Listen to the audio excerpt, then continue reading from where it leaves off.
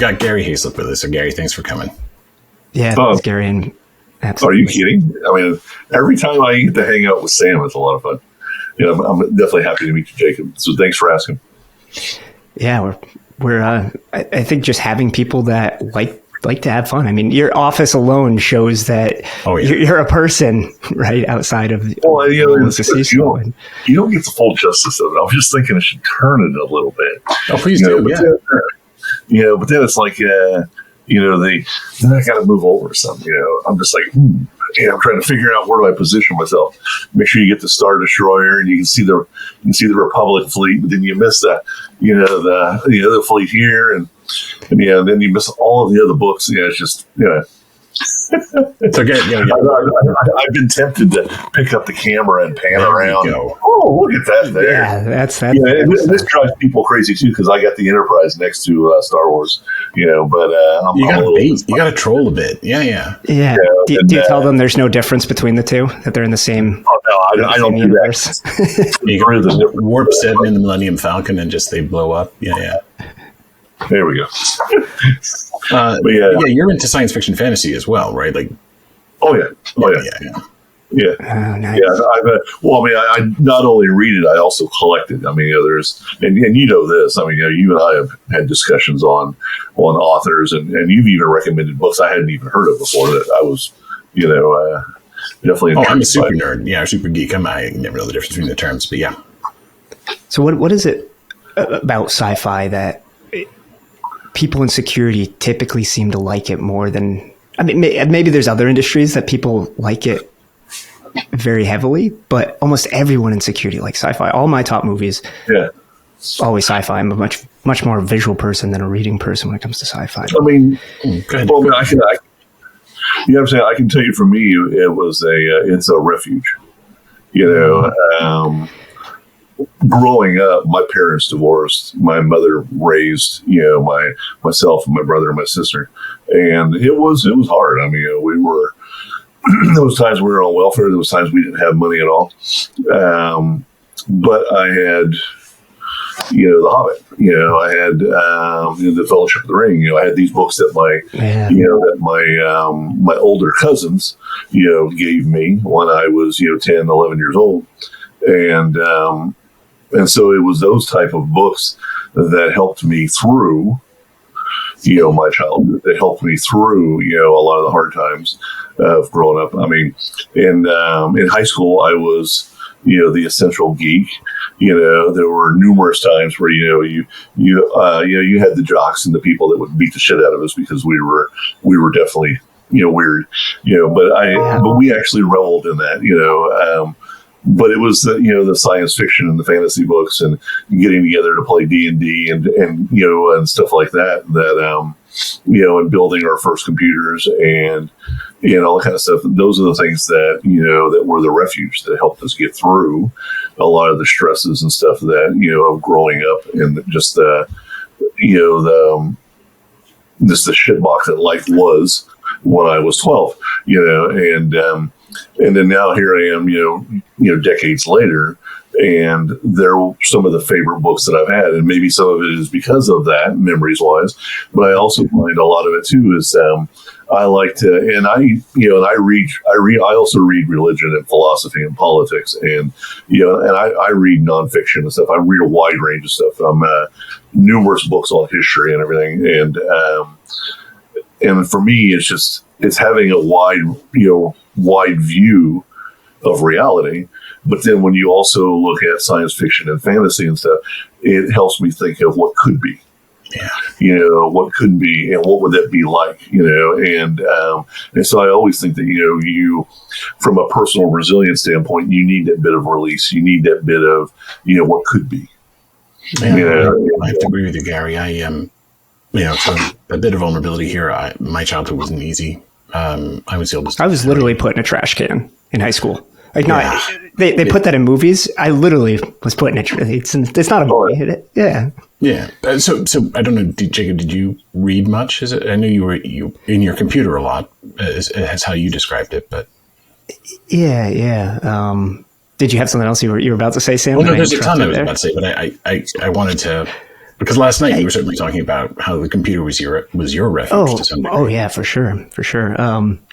No, I didn't read much outside of I did read some, but once I could use the internet and realize the content that was out there, I was lost. Like the things I was doing was like figuring out how reading forums, like the Ubuntu forums, deep in on how people were customizing their interface. Yeah.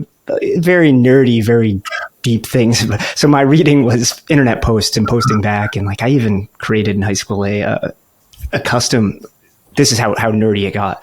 I even created a custom computer case for a computer build I did in the metal shop. I went to the metal shop. We designed the Ubuntu logos and used a CNC cutter to cut out the frame of the computer. And it was very, very much a nerdy endeavor that it crossed across a lot of realms, right? A lot of skill sets, but yeah. In the case of fiction, for me, it was also a refuge the same way it was for you, Gary. However, it became almost ridiculously so a model for heroism, a model for personal behavior. And because I had two younger brothers and I was very concerned that abuse would be heaped on them as well, I saw myself as a protector. So people have told me, oh yeah, we're not surprised you wind up in cyber. Like there's like no shock there. But I later did a lit degree, and it used to really make me mad when people called sci-fi and fantasy just escapism, quote, just escapism, because it's not. It's anything but. Right. Well, there is a degree of it, that refuge that Gary was talking about. Sure. Yeah. But it helped to build the ability mentally to model things. It's the what if scenarios, It's almost simulation in the mind. And good sci-fi, I heard Asimov had a description once. He said, one thing should be not possible. Everything else should follow from that.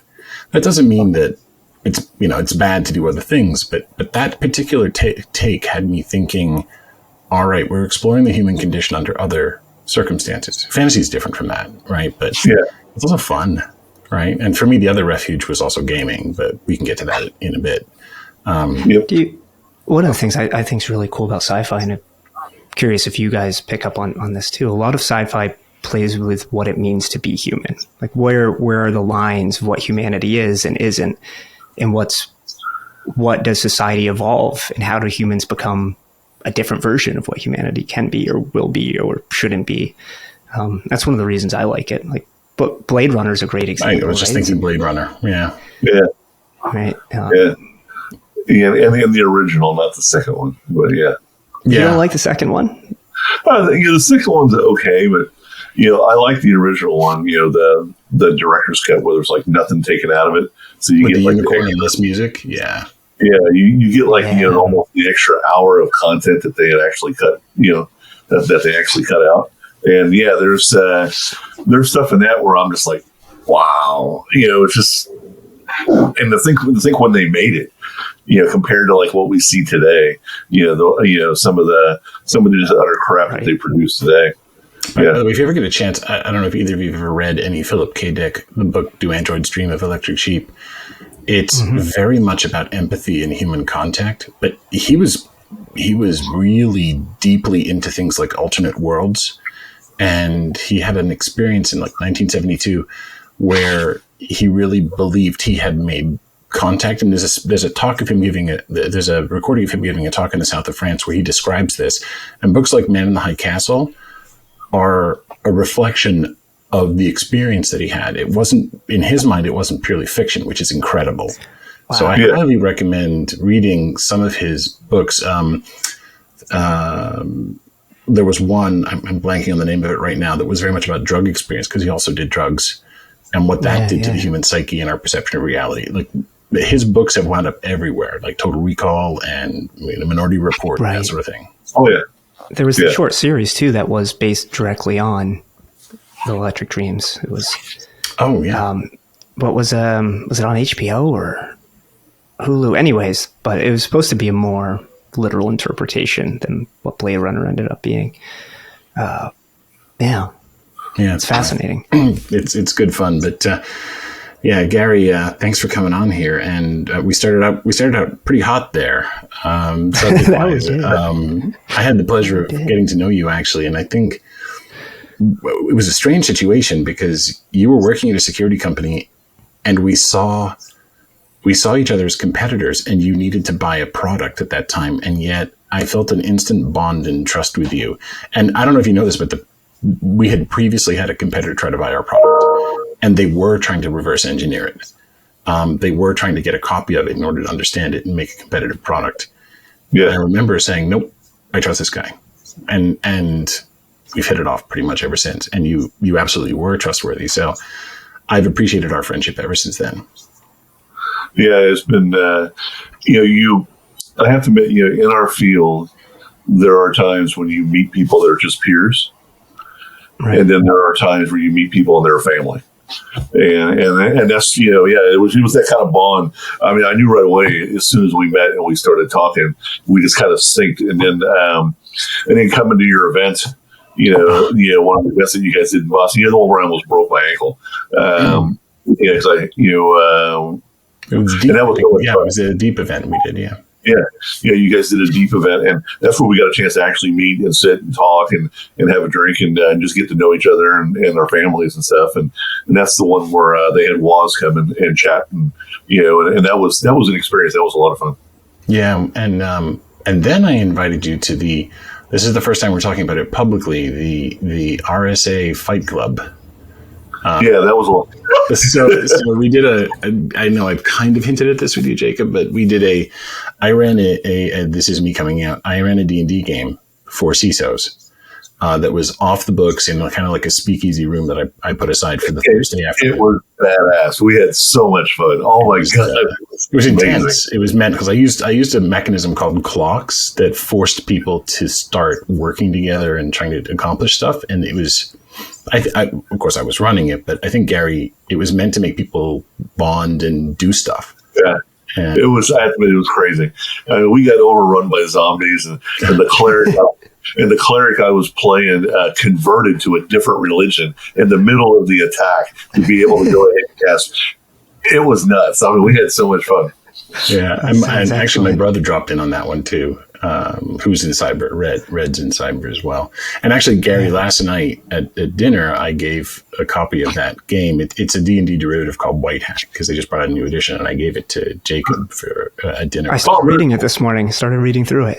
Hopefully, very cool. We'll have to do a Fight Club again at some point, right? Because dude, and the thing about it is, both my sons play now too. And so that'd be awesome. Excellent. We've had so many interactions since then. I have to ask, have you started building the Lego I sent you recently? Not yet. I got it right here. Got it right there? Yeah, in fact, I got it underneath my desk to remind me. That I need to, so you've got let me make sure I do it justice. Look at that. It's such a cool set. Yeah, I got it right here underneath my desk to remind me as soon as I get the chance. Of course, the big thing is I got to figure out where the hell am I going to put it. So I think I may sacrifice the Enterprise and move it somewhere. Oh, it's going to take over the Enterprise space. That's a status. So I got to figure out. Of course, Sam sent it to me. Yes, I get it. Well, it was your birthday, and I couldn't get out there, because I just changed companies, and I had to, unfortunately. Oh yeah, I know. The thing about this is, I'll have plenty of other birthdays, so it's no big deal. But the Jacob, this whole thing is on my birthday. I think since like the last 3 years, I actually rent a suite at Petco Park, and I invite friends in, and we watch a baseball game together. And the original reason why I did it was so that my sons could meet people that had influenced my life, and they can meet my network and my friends. Yeah. My sons have autism, but you wouldn't know that. I mean, they're amazing. I mean, one's in data science, and the other one right now is actually he's just finished up his A+ and his Security+, and he's doing Network+ right now, and he's doing cloud set classes as well. Yeah. Yeah, I mean, both of them are just, they're amazing young men. And, but it's really important, and I've been working with, because they're in their 20s, and I've been helping them understand that, you have to have this network of people around you. You can't, live just in your world, even though, and that's something that's very hard for people that are spectrum to break out of, because they don't understand the facial expressions. They don't understand, the body language and stuff. And, And even myself, I will admit it. I am spectrum. I'm face blind. I don't understand faces very well. And unless I know you, unless I've been around you a lot, I'll remember your face and I remember your name. Sure. But it's like, even though you and I have met for the first time, Jacob, if you and I ran into each other next week, I wouldn't know you because I haven't been around you. Unless I associate you with Sam, who, I associate as a brother, and I would know Sam anywhere. And it's rough for me at times because I know just an amazing amount of people that I network with and that I help, and it takes longer time for me to remember, but it's something I'm very conscious of. It drives me crazy, so I started this thing, this kind of this birthday party to help them just see people that have influenced me throughout my whole career that are very close to me, mentors of mine and fellow CISOs and just friends and it's just been crazy. I mean, men that I'm in church with and men that and women that have influenced my career. And this year, I know Kirsten Davies is flying in and Chris Roberts is flying in. And then, Julian Waite's one of my mentors, comes every time. Julian's amazing, and it's just, there's just lots of people that are coming down and then local, people here that I've known for years and people that I served in the military with. And so it's going to be a wide range of people, and some of them are bringing their wives as well. And it just happens to be this game. The Padres are playing. They're playing Boston. They're playing the Red Sox. I should have been there. People in Boston will hate this, but I would probably be rooting for the Padres because my wife's a Yankees fan, and I have to do that. Oh, really? So anything to take down the Yankees is your pretty much, Jacob. Otherwise, I'm in deep trouble. That seems pretty Bostonian, though. That's not exactly a philosophy not shared. And the thing what it is about about the people that I've invited are Boston fans, so it's just going to get ugly in that suite. I just know it. But it's going to be a lot of fun. And so I've been doing this for a number of years, and my sons actually really enjoy it. They like meeting the people and talking to them. And my one son, who's in data science, will sit for I know getting him with Chris is going to be interesting because they'll just go on tangents and talk about all kinds of stuff. And then my other son, like I said, both of them are huge. They're into gaming now, and they're doing, I have to admit, I think I've kind of influenced them in some ways, but it's just an amazing event. I've just had a blast, with it, and it was on a fluke. We did it by accident. We started at the beginning of COVID, and so the first time that they let me do it, we were in lockdown and stuff.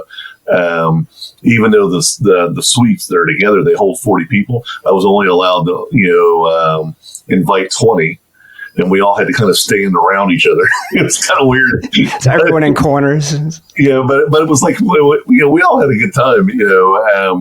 And then over the last couple of years, I've been able to actually invite everybody. So it's just been it's been really cool. And Sam was a fantastic tradition. Yeah, you just reminded me I have to send a thank you to Chris, by the way, because he just put my name in for an event in the Middle East. But next time you do your birthday thing, I'll have to come out and run a game for people. Oh, yeah. We'll do that. I think it'd be great. And, I think the event he was talking about was that Mia? Black Hat Mia? It's a Black Hat Mia. Yeah. Yeah, I think I'm going to. Yeah, there's several of us that have Roger up said they're going. So it'd be cool if you were going. Dude, we could do D&D. We could do it there. We could do it there. I've never played it in Saudi, so we'll see how that goes. Yeah, us and the camels, baby. That's right. It'd be fun. That's right. It'd be a lot of fun.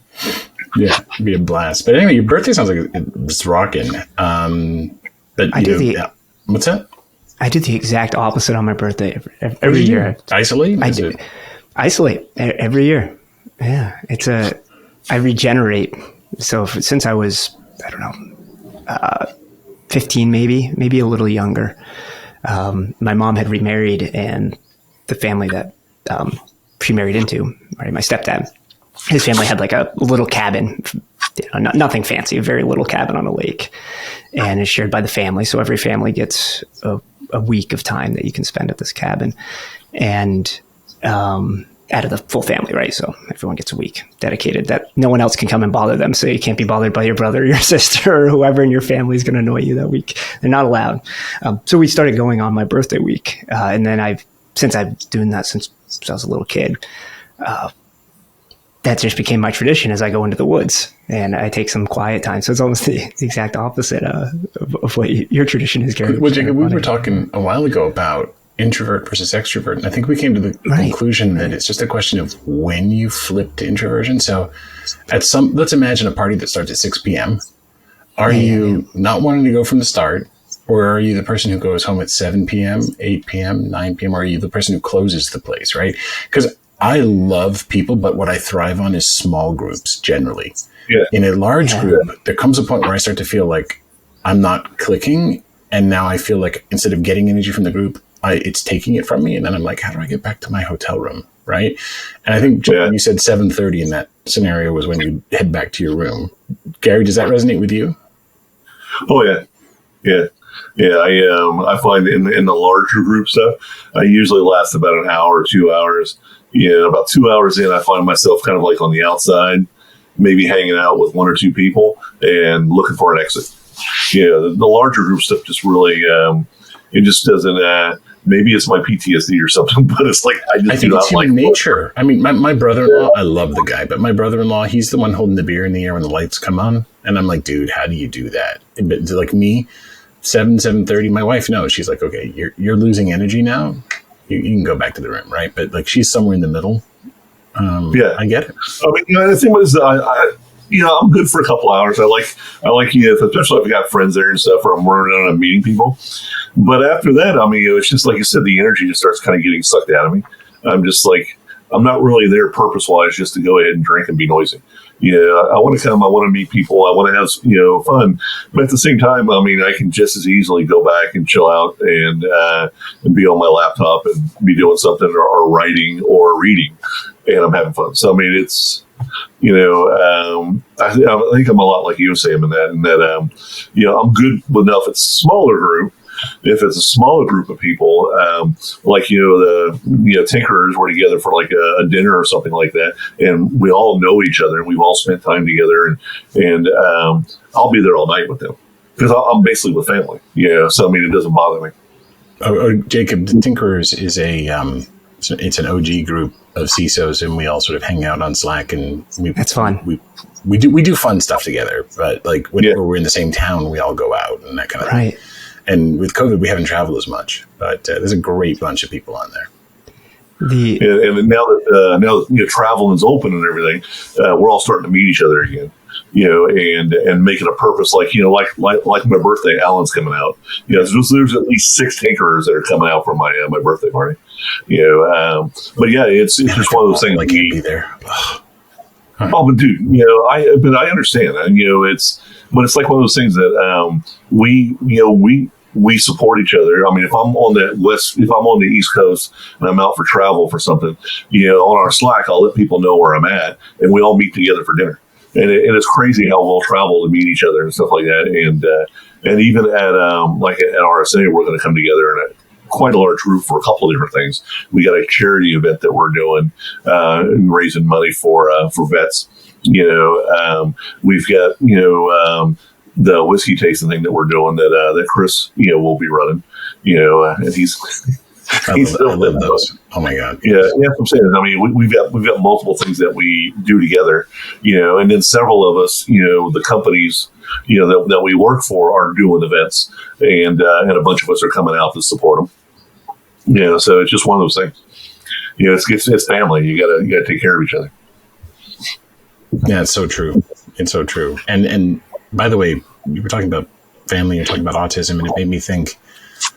I remember my first interaction with a senior executive who had autism, and it was fairly high on the spectrum. I'm still functional. And with the emphasis on soft skills or power skills and empathy, I worry sometimes that we're putting a bias in hiring. And so I started to champion neurodiversity because this executive was one of the best executives I've ever worked with. And he fought against, I don't want to say it the wrong way, but the limitations that he was faced with. And he overcame them in many, many ways. I also had I was on the board of a publicly traded company whose founder had autism as well. And when they tackled those problems, they were able to overcome the lack of those soft skills and be truly great executives and innovators. And I worry that we don't have enough neurodiversity. We talk about diversity in many forms and we need to increase it, but neurodiversity is one of those. I don't think we're doing enough to address that in our industry generally. Gary, I don't know what your perspective is on that. Yeah, I mean, the thing about it is I'm actually writing an article on it. I mean, I've actually put together a slide deck and presented on it, in some of the Tinker Talks that we've done. Myself and Taylor Lehman, him and I together actually did a talk on it, about neurodiversity. And, and I think there's companies out there that are just doing like Oracle and Microsoft and who've made a decision that they are going to be neurodiverse and they hire people for it. Especially Oracle over in the EU, where they've got whole departments that are specifically designed where they bring in people that are neurodiverse.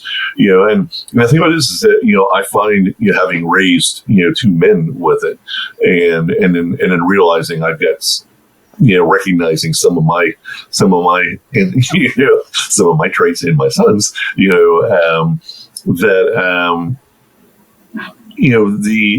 is harder in some ways to manage them, but I don't think it's so much harder. It's just different. And they, because what I find like with my sons is they process data differently. They see things differently, and it is that diversity. Especially my oldest son has a memory for things that just blows my mind. Very unique, intricate things that I just would never remember, and he could lay out step by step. This is what happened, or this is what we did, from like 15 years ago. That's really cool. And I've learned to trust that memory because of the way he processes information. And then even my youngest son. He's one of those within the spectrum that he's allergic to, wheat and dairy. And what we found was that it wasn't that, he had and there's some autistic children that have this genetic disposition that calcium and the wheat and everything, where what happens is if you eat that stuff, it's almost like it's gut-mind connections. Yeah. And basically he's stoned. It's almost like he's on a drug, and he can't focus. And when he was very, very young, we had him tested where we actually took him off the special diet that he was on, and we watched him fade away over a 6-week period. Wow. And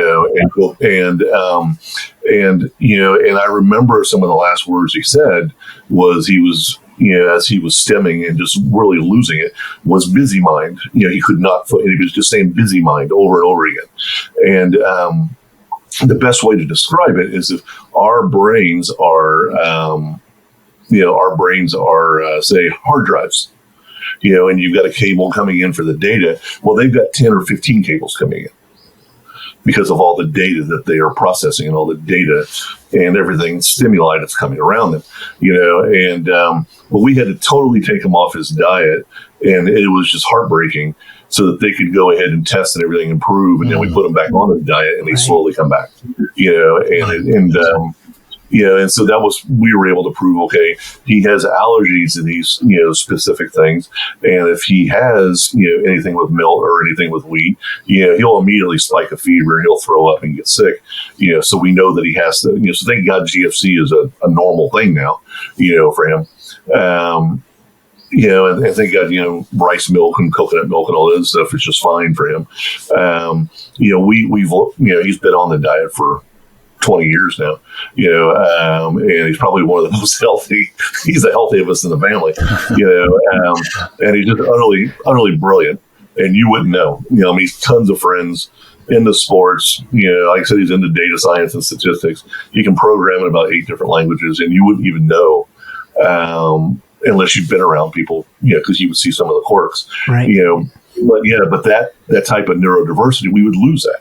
I mean, you've got to be open to, not just that they may have special diets, and so the cafeteria downstairs at work, have to take into account these kind of things. You've also got to take into account that they may actually have to have an office by themselves because they can't handle noise. Or they may not be in a cubicle surrounded by people because they can't handle the physical contact of people around them. They need, a little bit more ordered, stimuli. They may need to have special, headphones to where it's totally where they can drown out around them and they can hyper focus on what they're working on. It's just things like that. I mean, you've got to take a look at, what things they're going to need to be able to work within a team. And then, and at the same time, the team itself needs to be trained so they understand, that this person is not disabled. They're differently abled. They bring skills and everything in, but they bring it from a different flavor or a different variety or a different view. And we talk about that all the time. We need that, and it's like, and so it's just, the accommodations, we make accommodations for each other all the time. So they're just different accommodations, so it isn't like, something that's really hard, but it's, as a manager, especially in IT and cyber, we've always had people on our teams that were a little different or a little off or just kind of, we are non-conformist. And we never, Yes. you know what I'm saying? He's a little, she's a little this or that, but she's freaking brilliant and does really, really well. She's in the SOC, and it's amazing when you're dealing with, threat intel and the stuff that she can see and put together and be able to help us analyze, what happened during this breach. But she also, happens to be with, in the spectrum. Who cares? I don't care about that. I mean, I look at the fact that we work as a team and the output and what we were able to get done. And sometimes you need to change the way you operate. You need to change the way you manage. You need to change the way you evaluate people because they work differently. They operate differently. And there's nothing wrong with that. Like I said, they're differently abled. We all bring different pieces to the table. Yeah, and it's more than autism. It's also ADHD. It's also Tourette's. Oh, yeah. My brother and my father have Tourette's, and I worry sometimes that, I think it's a competitive advantage. In some ways, it's not just the right thing to do. It gives us better creativity, better connecting of the dots, and more. We're just better at how we operate when we have these other modes of thinking. But I do worry that then they aren't necessarily considered for promotion or leadership. That there's a template that we have, and that's not right either. Like I said, one of the best VPs I ever saw in cybersecurity, we call it InfoSec in those days, was somebody who was relatively high on the autism scale, to my surprise. And it was because he really invested and worked in certain skills. Oh, yeah. And he was awesome. I mean, I worked with and for him, and he was great. And I just think that we're probably self-selecting to say, well, they're very valuable in the SOC. Maybe we'll get that far. But I don't necessarily know if companies and social structures are saying, well, okay, this person's a candidate to be a leader. I directly say they're not. I mean, I don't know for sure, but in general. Well, and the thing about it is, though, is that, they could be with the right support. Yeah, and that's they should be considered. Yeah. Just it requires much more openness. Right. Yeah, and the thing was, I look at my sons and how far they've gotten, and I attributed most to my wife. I was active duty military. I was deployed. I was gone, 8-10 months out of the year. And she was the one that fought with the school district. She was the one that made sure that both of them had the support that they needed. And even to this day, they both still, social structure wise, it's actually kind of cool. They actually have stood up a group of people within the spectrum here in San Diego, and they get together. They actually get together for events where they do things together. And at the time, I think it was like 3 or 4 people. Now they're up to like 20 plus people. And it's really interesting where they're starting to go, and they need that sense of community because, the showing up at a meetup and just going around and talking with people and learning about something new or whatever, that's not, for a lot of times, that's not really common to them. It's hard for them. Yeah. And so if you do like I say, a meetup of people like you're a lot more comfortable and you can kind of learn, with each other. And then what I've done was I've made my sons branch out from that to doing Dungeons and Dragons groups and doing, other technology groups to where, you use one as a stepping stone for the others. And I sit there and I explained to them, I said, in your career, as you're, growing up and maturing, you're going to have different scenarios like this where you're going to feel, you walk in, you don't know anybody, you don't really want to be here, you don't know what to do, and I said, this is your chance to learn. This is how you're going to go ahead and learn. And so I told them, I said, you're out of high school, you're out of college, but you're still going to be continually learning. I said, both of you are in tech fields where things move extremely fast. So you're always learning and working on projects and doing stuff. I said, well, guess what? The soft side, the soft skills, the stuff that you need just to be able to exist as a human, you are going to have to be continually learning as well. And I said, because of your being differently abled and the other things that you have, with your autism, it's too easy to sink into and just focus on yourself. I'm not going to let you do that. And I tell my sons, that, look, your mother and I are only going to be here, for a certain time. And then it's just going to be you two. And by the way, you got to be able to rely on each other. I have a theory, by the way, that not only does Dungeons and Dragons and role playing, does it help with certain skills. Obviously, it helped with math young and storytelling and being able to act or whatnot. But I also believe it helps to relieve stress and it builds a sense of community. And because it's collaborative, it's not competitive as a game. Right. Did it help your sons socially? Did it? I mean, it's enjoyable, but did it help them with skills and socially? Did it help them with stress? Because actually, my brother and I were talking today about burnout rates in cyber, and I'm sort of thinking this is one of those hobbies that can really help with that. But I'd love to hear your son's experience.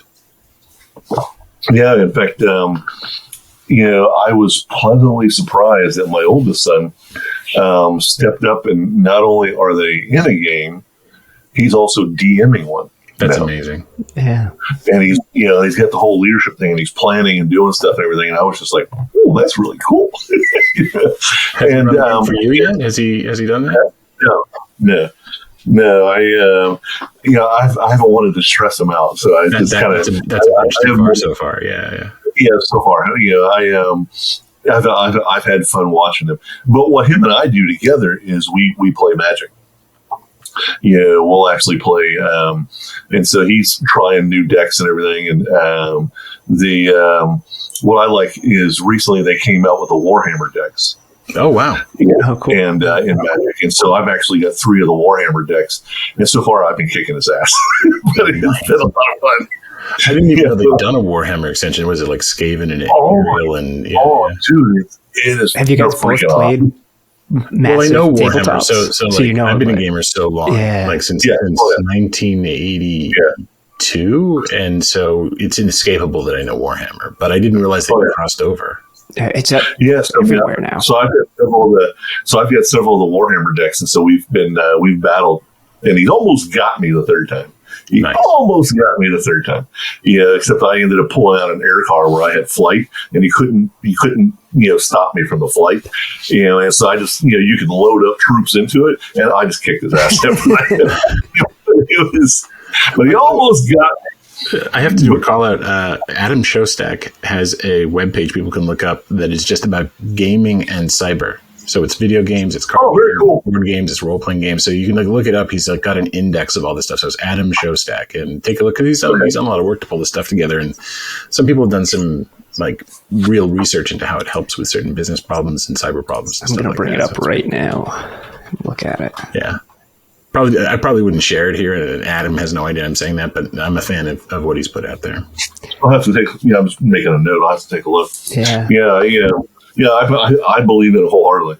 I mean, there's been times where I've had with my teams where I said on Friday, it's kind of quiet. I said, we'll get out and play, whatever games. We'll do something, and then even at SoftBank, it's amazing. The security and the IT teams are all together. We all kind of sit together. Yeah. And there's a bunch of us that are just hardcore gamers. Oh yeah, we used to do that in SOC way back at SiFi. And we're also here talking about, new technologies, or, the different, we're talking about this show or that show, and, or this book. And, and I find it does bring a sense of community. It does bring a sense of, the relieving of stress and everything, and just talking about different stuff while we're working. I think it's one of the most important parts of leadership that is consistently missed, is that do something not related to the job with the team, and not go out for beers. Yeah, everyone can do that. It's fun. I don't disagree with it as a networking technique, but some of the most fun that the team had at Cybereason when I was managing the sales engineering team was when we would do virtual game nights, and we would get on Zoom and we would play. We played Among Us. We played all sorts of pop games. That'd be a riot. Oh my God. It's so much fun. And it really lightened things up, and people got to be themselves a little bit, and people laughed together. Like, we don't laugh together in security that often. No, we don't. We all have a facade. Yeah. I have a friend, Sean Cordero. He's a friend of mine at Zscaler, and we're peers. He says, we wear these masks all day, and really we don't know a lot of things, but we're expected to look like we do. And really we crave this interconnection. And it's funny, we went out for like a team event, and he learned that I was a gamer, and suddenly he remembered when he was a gamer, and we just bonded over that. It was just 2 weeks ago. It was amazing. So yeah. Oh well. You got to bring your true self, and the more I find that I project my true self, the more people respond well. Do you think? Yeah, when I was at Webroot, it was I do the same thing. I bring my team, because when I was at Webroot, I worked in San Diego, and I also worked in Denver. I would commute back and forth, and so I had part of my security team in Denver and part of it in San Diego. And I used to do events where I would take them, I said, okay, we're going to be doing a team event, and my boss, was the CFO, was like, okay, that's cool. I'd take them all to a baseball game. We'd all go to a baseball game or something, or I do an event where I get the whole team together in Denver. And I said, we're doing a team training event. And he's like, okay, no problem. And we basically laser tag one year. I think you said you did laser. Yeah, we did laser tag. We had 1 year where we went snowmobiling. That's really cool. That's fun. Stupid. Yeah. We were, in Denver, we're up to the 12,000 foot level, driving around in snow all day. Scared the crap out of me. Because how fast those things go. So, and you're running up the side of mountains and stuff, and we're jumping things. It was crazy. And that's and then at the end of the day, oh my God, it was insane. And at the end of the day, we all pile back into the bus, because we rented a party bus. And we're having drinks on the way back down, and we're all singing. We're singing the Muppet song and just having a blast and everything. And then we get down, down the boulder, and I had set up for us to do dinner at French Laundry. Because we're having dinner. And then I have a guest for us at dinner, and who was it? It was Chris Roberts. Chris was there. And I introduced him to the team because I wanted him to go ahead and meet somebody local. And he had dinner with us, and we all hung out. So then he invites the whole freaking team back to his house. And his wife was amazing. They're good to put up with us. And then Mo and the rest of the Wolf Mutts come on out, and then we hung out with him for the evening, tasting whiskey and playing with the Great Danes, and just had a freaking blast.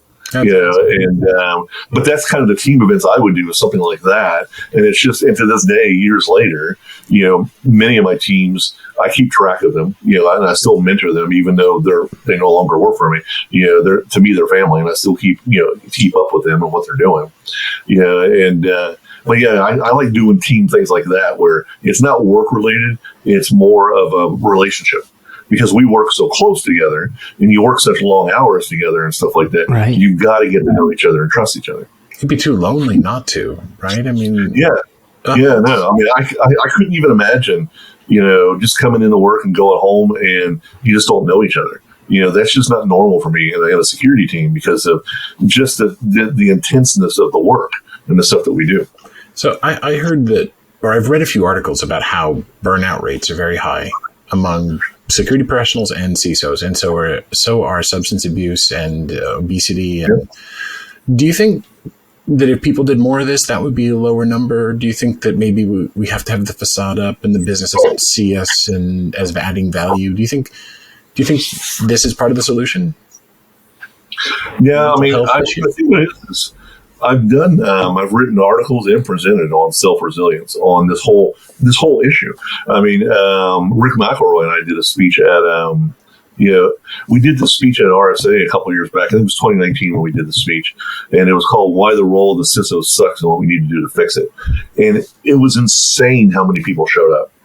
Yeah, I did one called "How Not to Lose Your Job in 13 Months" because that was what the expectancy was back in those days. Yeah, and it was. I have to admit, the amount of people that showed up, and then afterwards, when we stepped out into the hall, because they, we were in there for 30 minutes, and they were trying to shove us out for the next talk. So we stepped out into the hall. We were in the hall for the next 3 hours, and the stories people had. And the stuff that they were talking about, you could tell we hit on a vein. That's the hunger for community. That's the hunger for connection. Oh yeah, it was amazing. And this was just when they started releasing some of that research you were talking about, Sam, where they were talking, 30% of CISOs were using. We're doing something, whether it was drugs, alcohol, whatever, self-medication or alcohol. Yeah, just to deal with the stress. And they were talking 40+% of security executives, senior level security, executives, CISOs, deputy CISOs, whatever. We're looking to go ahead and leave the space within the next 12 to 18 months. Leave, never come back, go do something else. Right. How the hell? I had a CISO friend. He was an alcoholic. He lost his family. I'm not going to name him at all, but he was struggling with obesity. He had gastric bypass. Then he turned to alcohol because he couldn't get the rush from the food, I suppose. He lost his family. He lost his job. It was, tragic, and it was all because of stress. I'm sorry, Gary, though I interrupted you. Oh no. I'm going to say how the heck something. Yeah. What I was just referring to is, how do you go ahead and we already know the role is maturing and it's becoming more aligned to being a business executive with a focus on technology and risk, and the businesses want that because of all the threats, the attacks, the stuff that's happening, so we already know our job itself is changing, and we're becoming more aligned in the business, becoming more visible. At the same time, you've got more responsibility, you got more accountability. You've got a chance to possibly go into jail now. There's so many different things dealing with the role, and that just adds more of the stress to the role. And there's those of us that operate in the technical and the strategic piece, and there's a lot of us that come from the military side. We just take it and go on about our business. But that's not everybody. That's only about 20 to 30% of us. The rest of us, they've never experienced this kind of dramatic shift and this thing and the new things that are being required of the role and everything. And the stress is just freaking stupid. And I have to admit, it's very surmountable for a lot of people, and they don't know how to go ahead and basically take care of themselves or take care of their teams, and what to watch for, to go ahead and be willing to, give that time off, to be willing to understand that you just can't be focused on work because this job will eat you alive. You have to be able to step out and do other things, like go build a Star Destroyer or go read a book or something. You've got to do other things to go ahead and relieve that stress because it's not all about work. Because I can guarantee you stroke out in this job, and as you're sitting in a chair trying to recover, your company's just going to go ahead and go on. That's what I was about to. The job's going to go ahead and go on. It isn't like everything's going to come to a stop. So you've got to be able to take care of yourself. Plus, you also, like I said, your team, the people around you, you've got to watch for it in them as well. And help them understand that this is not normal. Unfortunately, the job. This is the job. Yeah. There's a long, dark tunnel, and there's no light at the end of the tunnel. It's just a long, dark tunnel because the job's continuous. You get constantly. You're never going to have one day where you come in and hey, everything's secure, everything's done. Woohoo! I got nothing to do. Time to go to the beach. Yeah. That would be freaking awesome. Time to go to the ball game or whatever. I'm good. I don't even have to look for any cheer tickets. I'm not even going to look at Slack. We're good. We're totally secure. That ain't happening. That'd be cool though, but that ain't happening. I think you get to a norm, a baseline of where a steady state of where things are going. And then when you're at that steady state, you got to take your time. You got to take, whatever you can get at the family vacation or whatever. You shouldn't go 3 years and have never taken a family vacation. I did that. I did finally do it. My wife actually forced me to take 4 days off, last month. Because I hadn't been on vacation, since before COVID, because I've just been slamming going, But yeah, I mean, the job itself, and then all the new stuff that's being piled onto it, and then just the dramatic changes that are happening to it. It's just, I mean, the stress is built in. It isn't going, I don't think it's going to change, so you have to go ahead and just make a decision. All right, it's not going to change, but I am going to change. Yeah. I have sorry. Yeah, Jacob, what? Yeah. Sorry. I think there was a point you made that stood out in there that triggered a thought. I can't remember the exact thing you said, Gary, but it seems like a lot of people in the industry, I'm guilty of this myself, is I make the job harder on myself, right? I care more about the job than the CEO might care about the job, or the other leaders might care about the job. And I think that's true across security leaders in general, right? Security people are extremely passionate about the job itself. And the business objectively doesn't care. The business, just from a machine perspective, right, just from removing what's right, wrong, ethical out of it, at least in the United States, the business is a machine that takes something in and makes money out. That's it. And people in security, I think that it bothers them. I think a lot of people in security, there's less capitalists in security than in other business leadership positions, in my opinion, from the people I've met and worked with. And I think that leads to a lot of the stress. Is this, how do I interact with the business? How do I rationalize my ethics against what's happening in the business? How do I push for a better world? Right? Do you agree, disagree? Well, I agree with you, but so I'm going to tell a little anecdote. I used to feel that, I didn't consciously know it until later. I used to over-telegraph anxiety and stress around security in order to communicate the importance of it. And I had a boss who told me once, Sam, no one's going to die today. And it was a super important message for me and I visibly calmed down, he later told me. And I was like, you're right. It's what Gary was saying earlier. But what I was trying to do subconsciously was say, see how worked up I am. And I was worked up. This is how worked up you should be. And the message that was probably being received. Yeah, the message probably being received was, he's getting overworked. Does he understand that this isn't that bad? And so I developed a much more even keel, and that also helped my people not have a fight or flight and things like that. And it was huge, because sometimes we're not taken seriously by the business, or we're not seen to add value. And so the only way we can do it is to ratchet up emotionally. And it does get much, much bigger in our head than it might be. And the thing about this is it doesn't do you, very much good in the business when you do that. Because you can only do that once. You can only do the sky is falling once. Before they start ignoring you, or before you get put in a closet and they only bring you out every once in a while, and you're just not going to be very effective. I find in the business I'm finding, because I present the boards. I'm a board member for several companies, just like you, Sam. I advise, boards, and I work with, and in my present role, I work with a ton of startups and talk with, people. And what I find, is more companies are paying attention to it, but they don't know what to do with it or how to actually do with it in some ways. I'm actually in the middle of doing the National Association of Corporate Directors, NACD. I'm actually in the middle of doing a 15-course series to learn more about being an independent director and serving on boards. Mm-hmm. And they got a whole section dealing with cyber and talking about cyber, as well.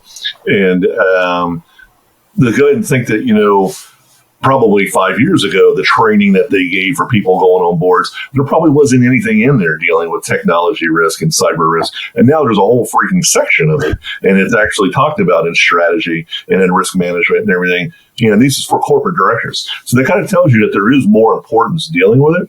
But even with that, the context piece, the impact piece, you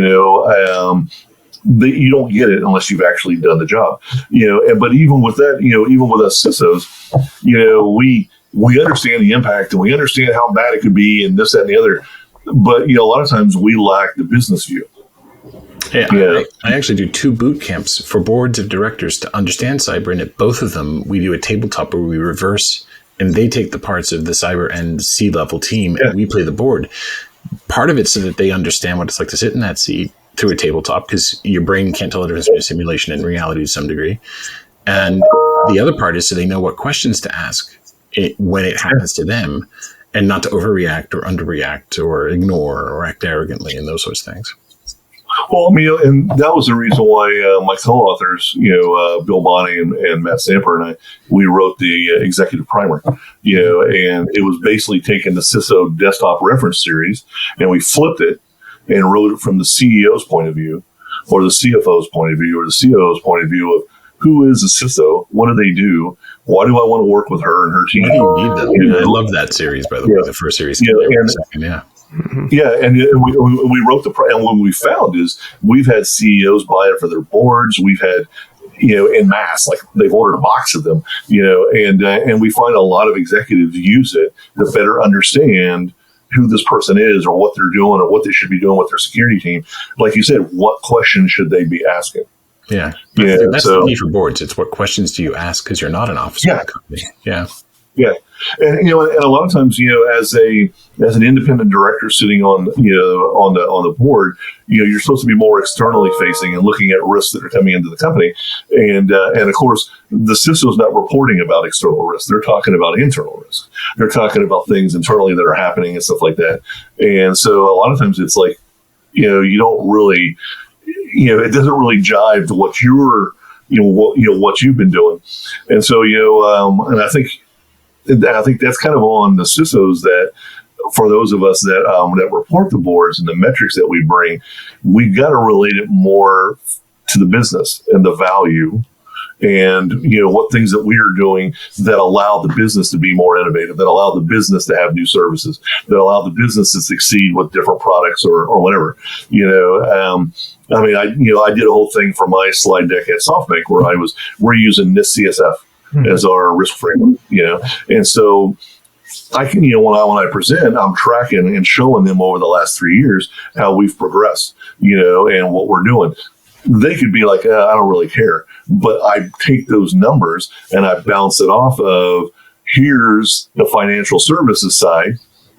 So you can actually rank us to financial services and they can see how we're doing with our peers in financial services. And then also here's the numbers for business in general, so they can see how we rank across, so I'm saying like that you bring those kind of things. So that way they have more context from an impact perspective. Okay, the funds that we've done, the team that we've, put together, the projects that they're doing, this is the value that they're bringing. We're reducing risk. We're actually coming in line, baseline wise with the other, organizations within financial services. We are where we should be at.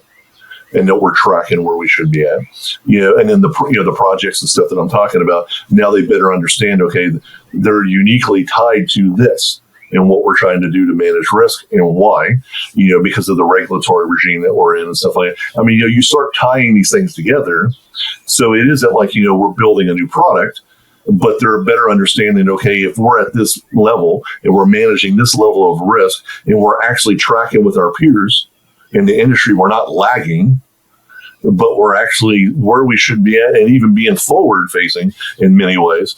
They better, I guess you could say they have a lot more warm or fuzzy about the CISO and the team, because we understand where we should be at. We understand where the business should be. I think many boards see it as an extension of IT, and most of IT, the enemy is nature or failed process or waste. Right. But with us, while we have all that, we also have an intelligent, adaptive opponent. And so the kind of risk we deal with is more like what legal deals with or what sales deals with, where there's an opponent thinking how to beat you. And so if you're thinking about it like IT, you're thinking about it wrong. And it's a different kind of risk registry. Right. So it's more like operational or financial risk or legal risk than it is like IT risk, generally speaking, which is really hard to get your mind around as a board member. I think one of the best ways to speak about it is legal risk, especially now that we have regulations that actually are enforcing true security standards, enforcing true penalties for not complying and not having a proper security program, not and there's more coming. And there's more coming. There's more coming. Already. Yeah. And and I think the best thing to do is that not just to do legal risk, but do more of a risk view in all the different areas, and because not all risks are the same. No, not at all. I like, like you said, some of them are regulatory and they bring fines, right?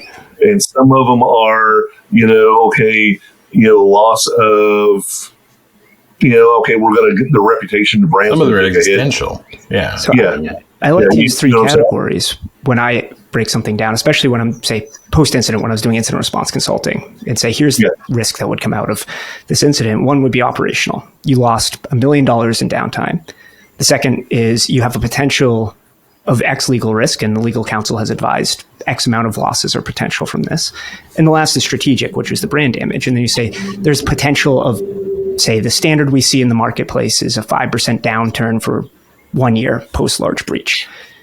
So you might trade 5% lower if it's a public company and you're speaking in those terms. So I think those three categories resonate. And if you use those three categories, it seems to work. But I don't have a huge pool to pull from to say if I do, but it does seem to be okay.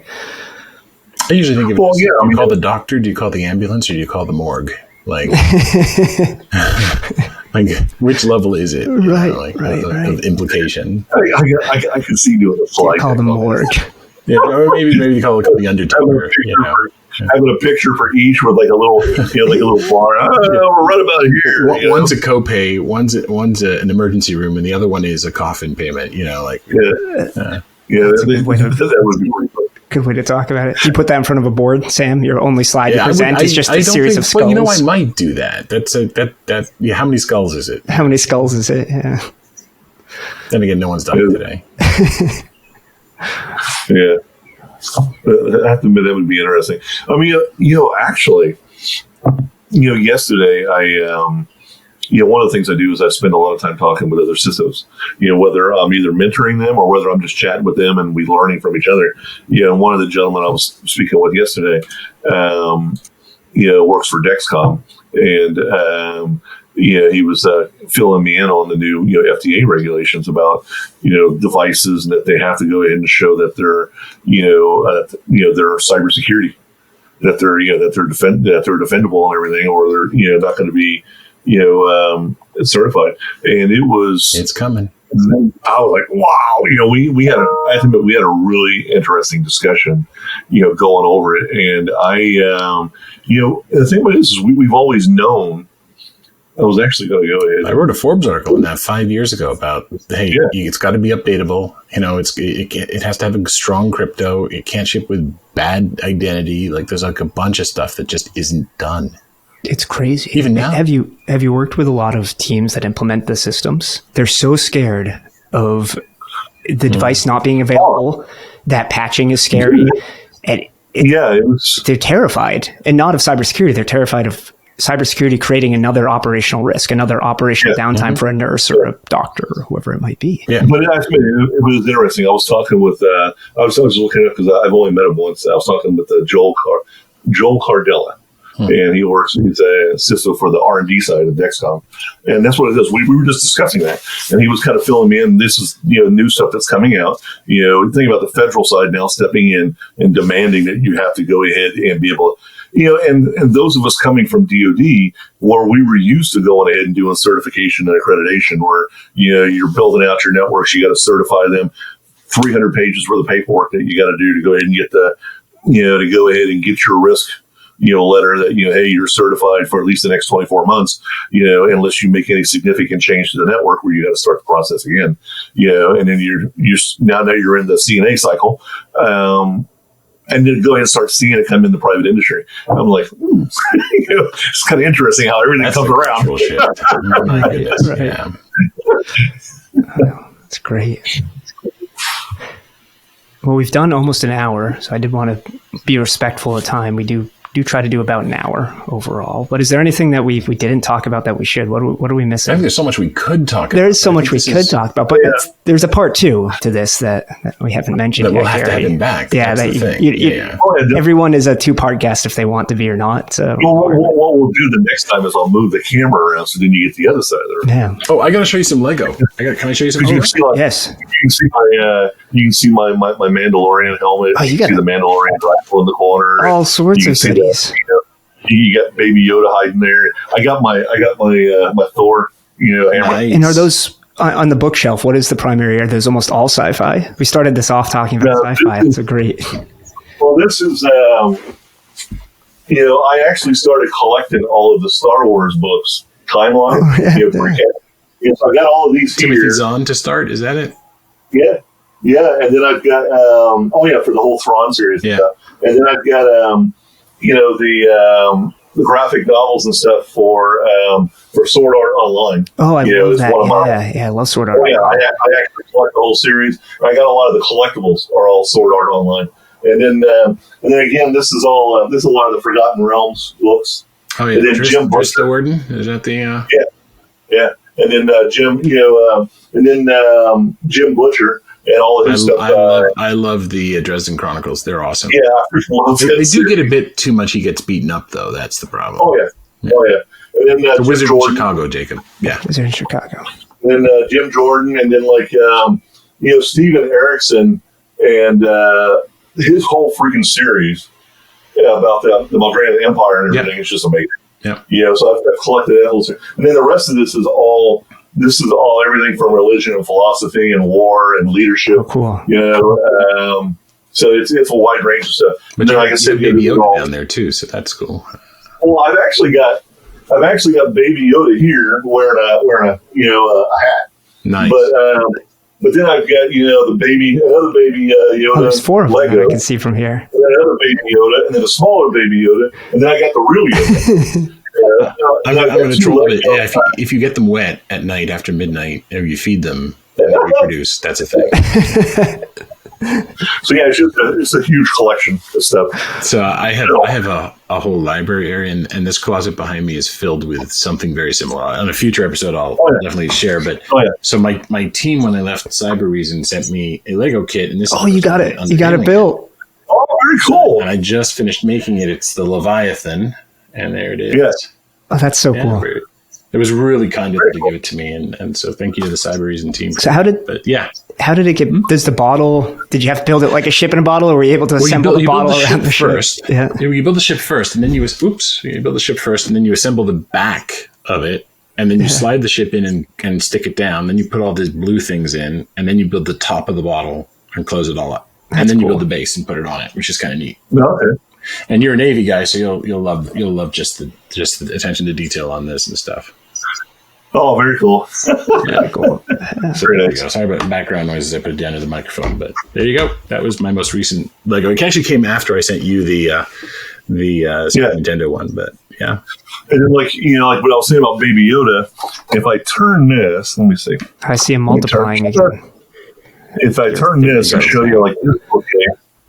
This bookcase is all science fiction, right? And then you can see the little Baby Yodas. They're all hanging out. Wow. So maybe Grogu. I have like little miniature Baby Yodas. They're all hanging out in the books. maybe this is a good topic to end on, because up in the top right there. We'll end it. Top with right is Baby Yoda, Dune. because that's popular. Yeah, we'll index well for search engine optimization with that. Yeah, the second movie's coming out in 3 months? I think No, I think it was in the fall. In the fall, so a little more than 3 months. actually, I have to ask: have you seen the D&D movie yet? Is that a thing? Oh yeah! Oh my god! Because Jacob and I have not. We're going to go. We're going to go see it. Oh, dude. It was a riot. There's so much of the discussion. They're talking about Waterdeep and Elminster and stuff. I heard All it's kinds of Forgotten things. Realms, yeah. You could easily go in and do multiple movies. And then just like I was saying, Jacob, about Sword Art Online, that's what's at the top of the bookcase is all the various collectibles. That's cool. Sword Art, and then some of the collectibles from Overwatch and stuff like that as well. Just a wide range of stuff. You have to stop. Yeah, Stop saying interesting things, because otherwise we're going to keep going. And more and more. Well, happy birthday, Gary. What a great way to end it. I look Happy forward to coming birthday, to your Gary. next birthday. Happy birthday. Yeah.